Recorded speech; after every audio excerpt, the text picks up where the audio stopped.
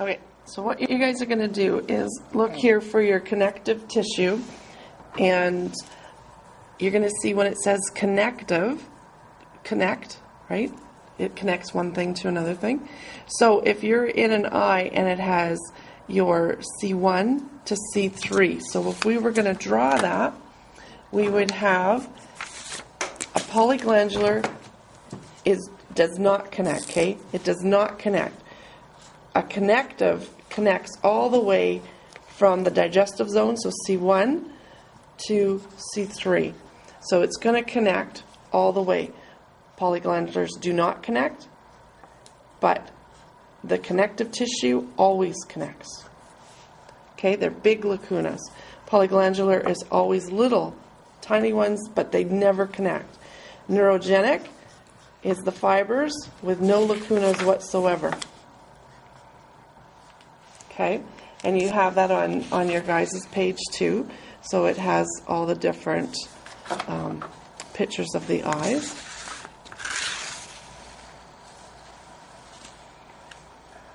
So if you guys were on your iridology chart and you see here right eye, left eye, connective tissue, polyglandular, and neurogenic. Okay, so you guys can see on your chart where it says that resiliency types, connective, polyglandular, neurogenic, right? Okay, so on here you're going to see right eye, left eye, and it has 1 to 10, right? 10 being perfect, 1 being not good. All right. So what would happen now with this eye? So this is that one here. Okay. So you guys are looking at that one. And so on this eye here, you know it's going to be what? Out of those three, connective, polyglandular, neurogenic. Okay. No lacunas whatsoever. Now, if you had all these to pick between, you're going to see that the different types of neurogenic, okay, there's all different kinds. So you guys are going to have all these different kinds. And you have to choose on your chart between, they can't be less than a 7. Neurogenic eye is never going to be less than a 7, okay? And the best it can be is a 10. Now, with your fibers, so your resiliency, because, you know, if we were going to do resiliency on these 4 eyes, we know that this brown eye is a 10, correct? Mm-hmm. Because we can't count the fibers. We know that it's solid. Thick, it's solid, yeah. Okay. So we know this is a 10, right? So if I wanted to, I could circle then neurogenic 10. That would be a 1. Well, that one there isn't, it can't be a 1. So if this is the least best, why can't it be a 1? Because it never goes less than 7. Can't go less than a 7. So what would this be? This would be a 7. Would be a 7. Yeah. So that eye would be about a 7, because you can see in here how it changes. Now, if we were going to choose this one, what would we maybe put it at? When we know what the 10 was? 8 or 9. Sure. 8.5. An 8.5, 9, maybe? Okay. Mm-hmm. Now, what about this one? 9. Now we're talking about the reason. Well, this is actually less resilient than that first one. Okay, this is thicker.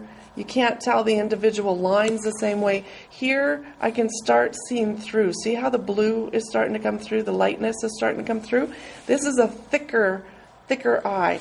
This one here, the fibers aren't quite as thick. So this one here, I'd probably put as an 8, and this one here would be about 8.5 or a 9.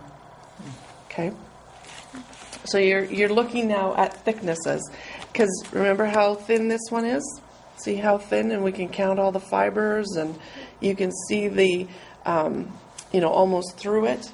Okay, and then with the dark brown there, it looks like felt. You couldn't see through it if you wanted to. There's nothing to look through. You can't tell the individual fibers. Okay, so that one would be like silk. This one like felt. This one would be like silk. This is actually considered silk, only because in the material of silk, the fibers are so close together. Yeah, and this would be like burlap, where you can see through them. Okay. You know, like a potato sack. Yeah, cheese. Yeah. Okay. Mm-hmm. Okay. So now that was neurogenic. All right. Now, with polyglandular, we have now, let's say with this eye, now polyglandular on your chart can only go from a 4 to a 7. That's the most and the least that it can be. Okay? So if this eye has polyglandular lacunas on it, what I would do then is kind of look and see how many. So there's quite a few on here. Are these them as well? Well, they are, but we don't count inside the digestive, oh, that's right? Okay. So we're not going to count those. We're only going to count the ones that are on it. So now, if a 7 polyglandular might be then just one lacuna, just one, not any more than that. It is a polyglandular because it has a lacuna. One lacuna makes it a polyglandular.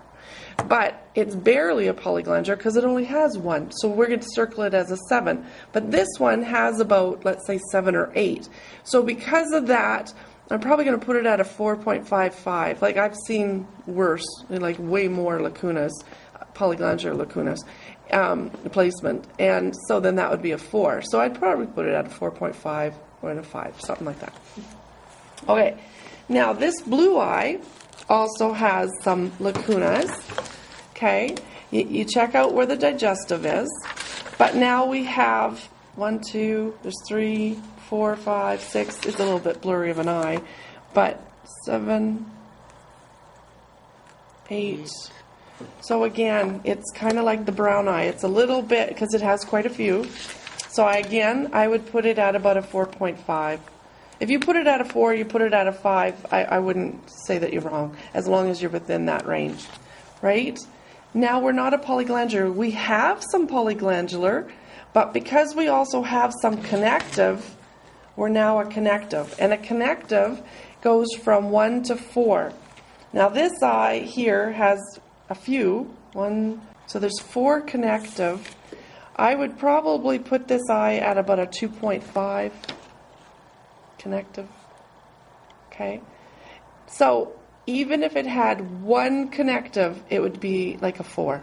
Okay, so it would be on more at the connective side. So you'll see that the 4 and the 7s kind of border both, okay, and neurogenic. Now, this one here, 2, 3. Now, let's just go back over resiliency, because now that was a resiliency subtype, okay, to draw on this. So let's go with this blue eye, okay. So this blue eye, I am going to decide that it's a connective tissue, and I'm going to put it at about a 2.5. I might put a 2.5, like a 0.5 on it or whatever. Of course, you guys would be doing this in the pen. But you circle whatever you think it is, and you would check the other eye too, okay? But now, resiliency, which is the fibers, okay, how close the fibers are together and how close they are, right? And how thick it comes and right how out to thick the it end. is, yeah. If it has lacunas. So what would you put this as a resiliency? Now this is that first one, the resiliency left, right. What do you think this is? Now, just a reminder, here's a 10. Now this one here not only is a 10 because it's neurogenic, it's also a 10 in resiliency. Why again? You can't See it. You can't see the fibers. And it's really thick. And it's like felt, like you wouldn't be able to tell the fibers apart if you wanted to, kind of thing, right? So this eye, we can see through them. We can actually see the muscle of the eye itself, of the iris, right? So this light gray halo here is literally the real muscle of the eye. We wouldn't be able to see the muscle in these. We can see it a little bit in this eye, the muscle. You can just see that light gray halo in here, okay? But in these other ones, there's no, you don't see it, right? So we know that this is really, really, really thin because we can already see this muscle. So resiliency would be about a what on that? Yeah, I would probably put this one close to a 1.5 or, 1. If you said a 2, I'd allow that also. Okay. Now, then with this eye, we want to now look for contraction furrows. Now, contraction furrows were the deep lines that go around. So contraction furrows, okay, they go in this direction, right? And some of them can be deep, some of them are thick. Now, does this one have any contraction furrows? Yes. Yes. Look at how much it goes around. This eye here has this one that comes right around. Is that there also one? Yeah, there's a double one here. Yeah, on this. There's another here too. There's a few more. Okay. So when we looked at contraction furrows, we're looking now to see the circles around. Does this one have any on it? Any contraction furrows? Is that? No, that one's not considered a contraction furrow. Oh, I just can see that. Too much. No. No, this one has none. Okay, now that one that we were doing earlier, does it have any contraction furrows? No. None. There's none going Does there around. be a one? No, that's not one there. Now, does this one have any? Yeah. Yeah, this one does. These, like almost a double line That's there. right. You can see this little white line coming here, and you can Another one see there. it borders and comes this way. I see a bit of a line there. A bit. Yeah, something or something. That's that goes there. Yeah, there's not much else. So this is a mild. This would be a mild. This would be considered a mild contraction furrow, okay? Now, let's look at this one. Does this one have any? Yeah. Yes, it does. It has some, right in here, you'll see these little squigglies in here. Okay? Is that it? Yeah, it almost looks like there's one there too. There's another going here. So they Okay. don't necessarily have to go in No, a complete they circle. don't have to be a just So complete for red circle. 7, how many line would should be? Now this one here, so if we were back on our other chart on contraction furrows, now what happens on our chart is that, my pen, here we go. Okay, now this subtype, connective tissue, polyglandular, and neurogenic, is only in resiliency subtype. It does not now talk to the resiliency modifiers, okay? So now ignore those three. Now we're just on contraction furrows. It doesn't matter. And contraction furrows go from a 1 to a 10 on any type of eye. Okay. So now, does this eye here have contraction furrows? Because what I want to do is draw them first, and then we'll put a number on Those them. lines. Yeah, there is. Yeah, there's some. You can tell that there's some indentations going a little bit on this eye. Not much, but a little bit. Okay. They're not very deep, but they're there. So deep would be like really standing out. That makes a deep Here we line. go. What do we think of this one? Okay, so these are deep, right? Like, look at how deep, especially that one. Look at this deep, dark one here, right? So we have this deep one here. We have it coming here. Then we have another one. Then another one. Another one. Another one here. Then we come around. We have a whole bunch that are here. Okay, coming around. So this would be a 1. This, you're right. This person's eye would be that a your 1. sister? No, not this one. No. So this one would be a 1.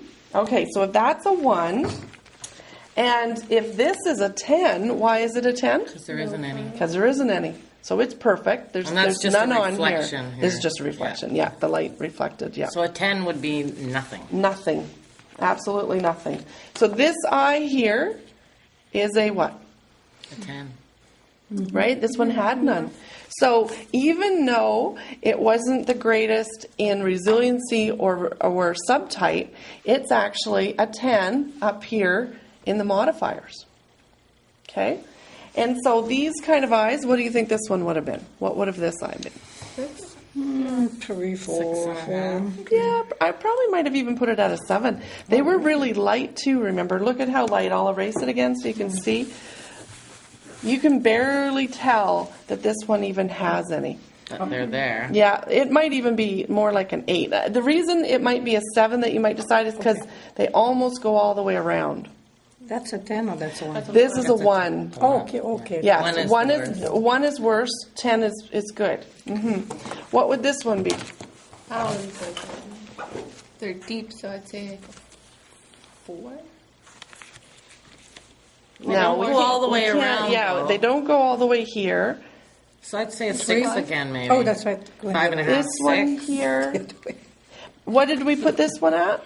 6.5, 7, Yeah, I'd probably put this one closer to an 8. an 8. Yeah, this one here would be more like an 8 because they're very, very, very faint on it. And they don't go all the way around. Well, they kind of do, but yeah. Now this one, okay, we'll erase this too. It had quite a few, but you can tell that they're there even more. Like so here, like see the white lines up here. Is you that can just see because them. it's a brown eye, though? Well, but the blue, I mean, you should be able to see them too in there. Yeah. We'll go through the book too and look at some more. Okay. So this one here, I'd probably put about an 8. This one here, I'd probably put at a 6.5 kind of thing. Now this one, what would I put this one at? An 8. Yeah, 9. Yeah, probably 9 because there's hardly any. There Yeah. was just a tiny little bit here up at the top. I would probably put this one at about a 9. Okay. And this one?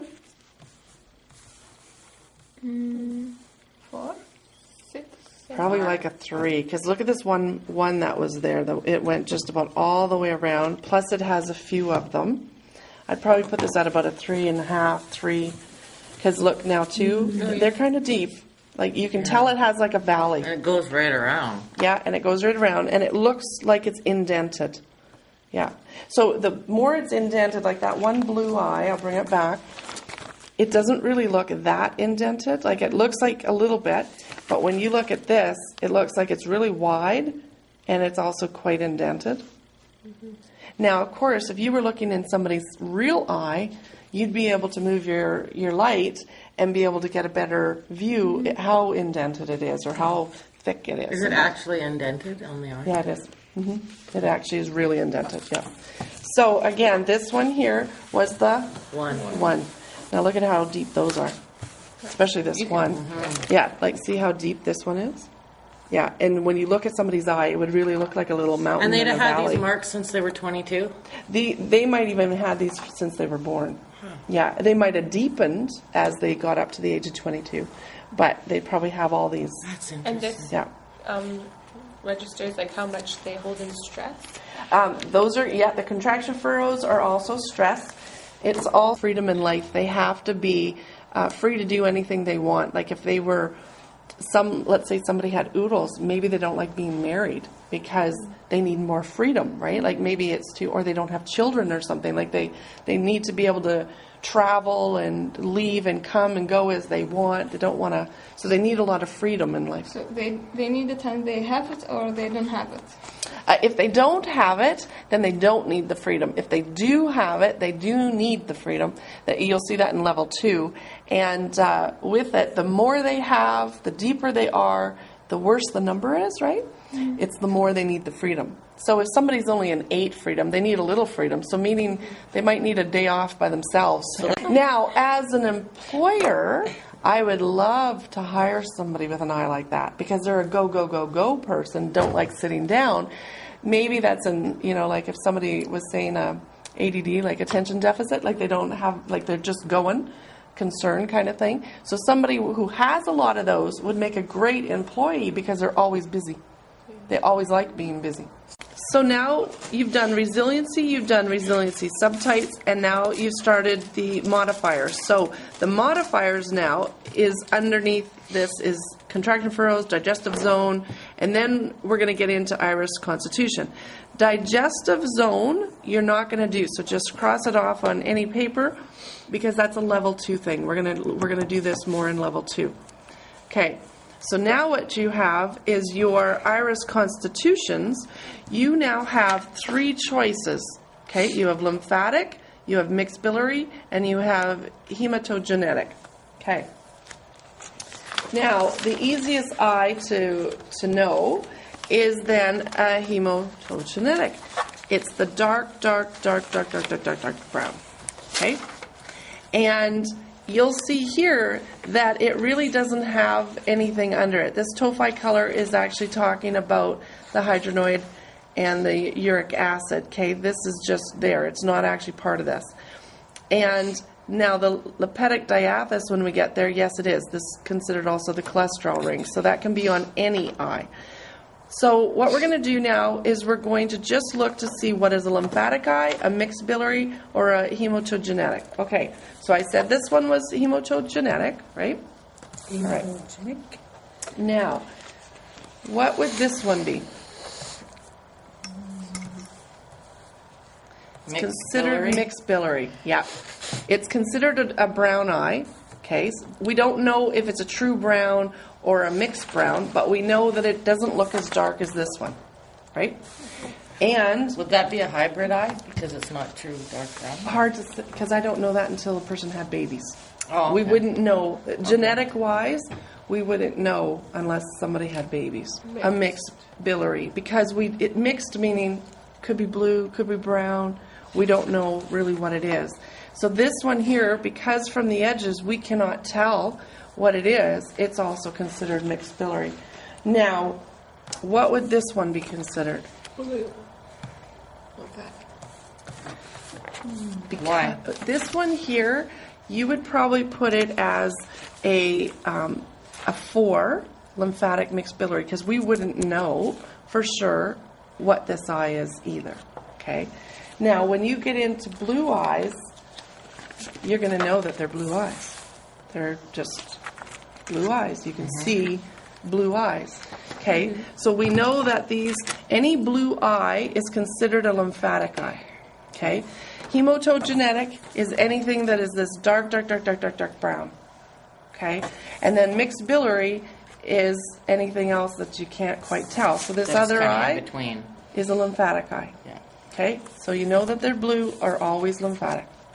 Other one is Then you're going to have to put them as separate. That's one wild. Is, one is blue and one is mixed. Your kids like that? no.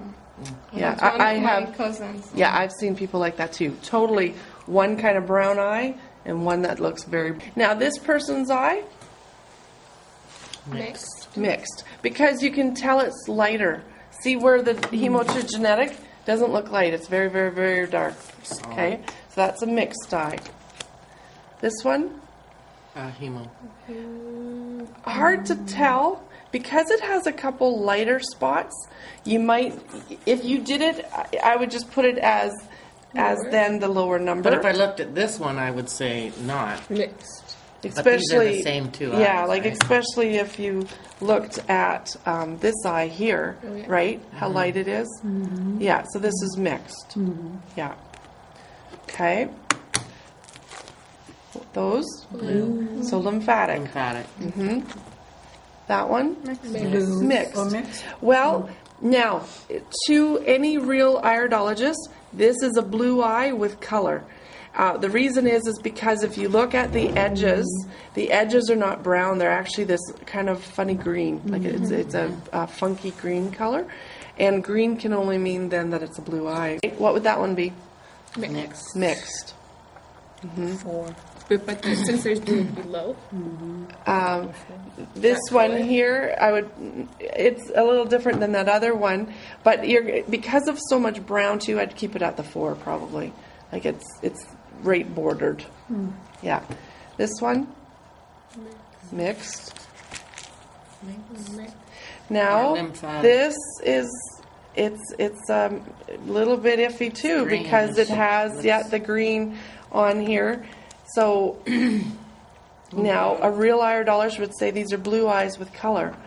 So, but you could keep it still at the 4 for the mixed. And then you'd be at least safe. That one?